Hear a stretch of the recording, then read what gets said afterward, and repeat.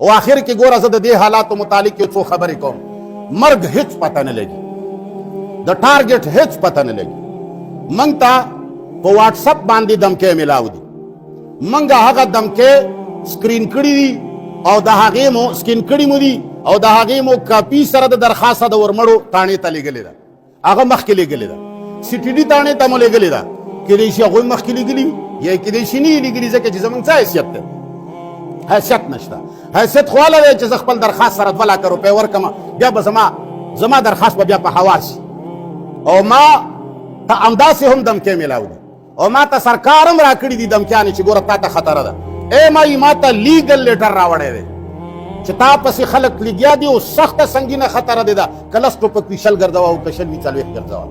یو طرف ته ما ته سرکار د دمکو اطلاع راکوي، یو طرف ته ما ته دشمن دمکې راکوي، بل طرف ته ما ته سازشونه بې نقاب کیږي، خلک یې بې نقاب کوي، دا سازش روان دی، دا سازش روان دی. بل طرف ته زما حکمران طبقه د دهشتګردو ملګرې ده، ما ورته بې وسلې کوي. کوم ځای باندې چې زما ګاډی ورشي پولیس ترې راتاو شي، جي تاسو ته چا اجازت درکړې دی چې تاسو د اسلحه ګرځوئ؟ نو زه چې کوم افسر له اجازت له ورغلی یم، ما له هغه اجازت نه دی راکړی، زه یې غولولی یم. زه عتیق شاه ایس پي له ورغلی وم چې د اپریشن ایس پي و که چي شی و، ډېر خوږ سړی و، ډېرې قدرمنې خبرې کړي، خو دوکه کړی یم. ما له نه لایسنس جاري کړی دی، دی د قرآن و قسم وخوري که د زما په لایسنس قدرې دستخط کړي.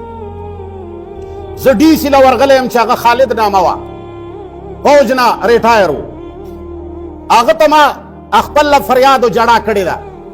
او ما ورته وویل چې جي مسلمان خو ښکاري وایي نه، جي زه خو صحیح مسلمان یم، ته راته غونتې څنګه وایي؟ او بیا وروسته یې دغسې کارونه وکړل چې غونتې ټکي باندې هم زه ښیمانوم چې غونتې هم نه یې د سره، هغه هم ما له اجازت رانه کړ. اوسني ډي سي له به هم زه ورځم، ورتلی هم نه شم، د یارې نه په لار کې یارېږم. یو طرف ته درته وایي چې وجني دی، یو طرف ته تریډس میلاویږي، یو طرف نه دشمن راپسې دی، یو طرف نه تمام محنتونه شروع دي، هم مذهبي پرټې او هم غیر مذهبي، هر قسم خلک چې دا حق وینا بند شي. د پښتنو دشمن زموږ دشمن دی، د قرآن دشمن زموږ دشمن دی، د صریحو آیاتونو دشمن زموږ دشمن دی. بل طرف ته سرکار دا کوشش کوي چې موږ بې وسلي کړي، موږ ته پارمټ نه جاري کوي، موږ ته لایسنس نه جاري کوي، موږ له اجازت نامه نه جاري کوي. نو چې ته ما بې وسلې کې خو بیا خو مرګ آسان ګران نه دی. نو دا خبرې که چا کم ملګرو وس رسي، ما درته وایي د منافقت ملګرتې مه کوئ. مالداره سړی چې ما ته ووایي چې جي که څه خدمت وي خفه به یې کړم، ولې تا ته پته نه لګي چې څه خدمت دی؟ ته خرې ولې ته نه پوهېږې؟ ته وړه نه خورې؟ تا ته دا پته نه لګي چې زه ولې دا کوم څه؟ دا قرآن کریم خدمت چې زه کوم دا همداسې کېږي. نو یاد وساتئ چې د چا پروچ وي هغه د خپلې پروچ، چې د چا پیسه وي هغه د خپله پیسه، د چا چې کم زور وي هغه د استعمال کړي، او کم چې غریبانان ملګري دي هغه د تن من دن سره ودرېږي، دعا دې هم کوي او غیرت دې هم کوي، بس جړاګانې دې نه کوي. او په آخر کې تاسو ته یوه بله خبره کوم چې موږ ته حالات معلوم هم دي او خراب هم دي، تاسو یې ګورئ.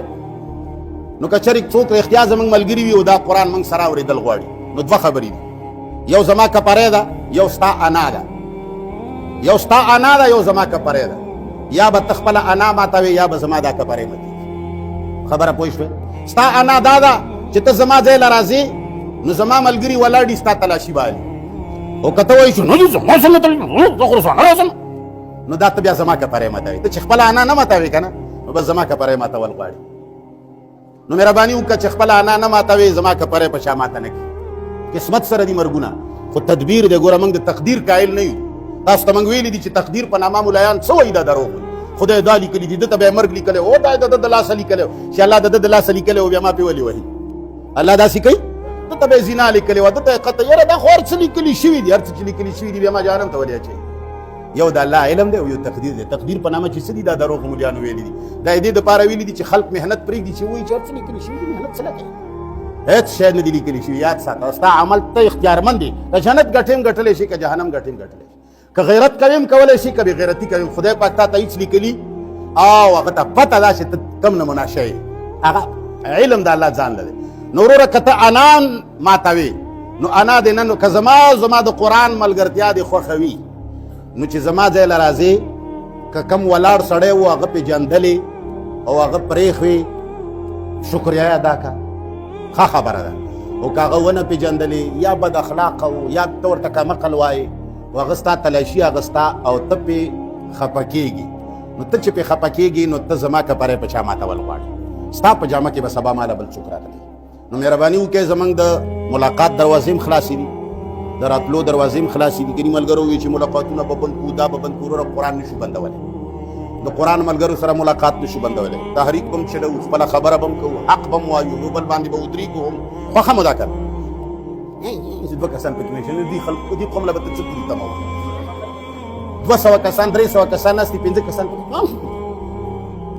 دې قوم نه به ته څه کړي تمه شیعګان مو لیدلي دي چې ذاکر ورته اواز وکړي چې خلک شلیږي چې ناره حیدري ووایي تا یا علي چغه اورېدلې ده هلکه وایه ورې خیر دی هغه ایمان هغوی د غیرت خو دې زده کړه که ایمان نه وي غیرت دې زده کړه ته چې اواز نشي کولی او کلک نشي ویلی نو ته به دننه پته خو لګي که د سړي دقه ژبې نه پته لګي چې ته دننه څه شی نو وروره که ستاسو خوښه وي چې دا اواز دې جاري وي او دا حق دې موږ وایو په یو بل به ودرېږو کلک به ودرېږو کلکه خبره به کوو او چې راځې تلاشي دې کېږي که خپل سړی و که څوک یې پرېښو هغه دې دا نه وایي چې دا یې غټ وګڼلو که څوک یې تلاشي که هغه دې دا نه وایي چې زه یې سپک وګڼلم که ته خپله انا نه ماتوې دا کپری بیا ماتوې نو لہذا مهرباني وکړئ انا د ماتولو شی دی دا به ماتوو مسلمانانو دا وخت ګوره ډېر سخت وخت دی چې په دې خبره پوه وي داسې وړوکی وخت نه دی موږ ته ډېر معلومات شته دي بعضې معلومات موږ ویلی نه شو ځکه چې هسې هم موږ په نشانه باندې یو چې نور حق وایو نور هم خرابېږي څه نه ویلی نه شو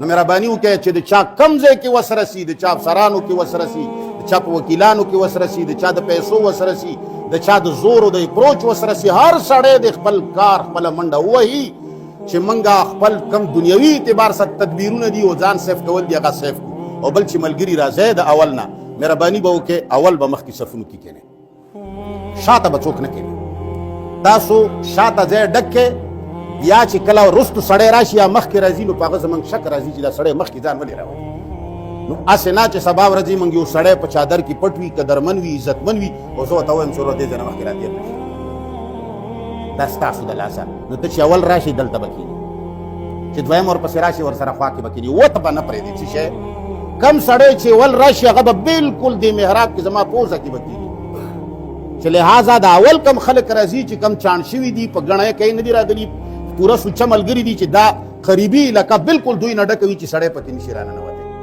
او که تاسو دغه خویونه وي لکه د دیمو نو وروره تاسو به ګپ لګوئ موږ به په چا خراب کړي صلی الله تعالی علی خیر خلقه محمد و آله و صحبه اجمعین